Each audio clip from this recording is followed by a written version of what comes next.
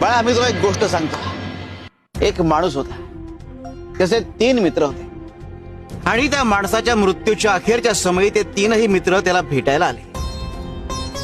माणसाने तिघांना प्रश्न विचारला की बाबांनो, आयुष्यभर तुम्ही माझी सोबत केली, आता मृत्यूनंतरही माझी सोबत कराल का?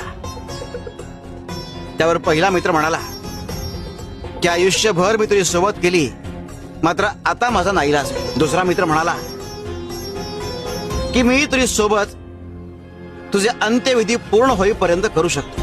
तिसरा मित्र म्हणाला की मी आयुष्यभर तुझी सोबत केली आणि मृत्यूनंतरही मी तुझी सोबत करेन. हे 3 मित्र कोण होते ठाऊक आहे?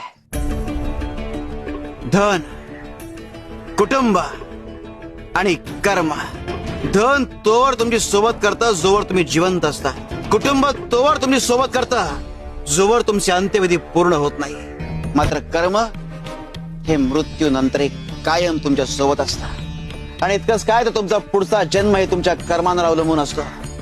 तेव्हा कायम चांगली कर्म करा आणि स्वप्न अशी पहा ज्यात स्वतःच्या आधी इतरांचा विचार सामावलेला असेल. शिव शंकर शंभा.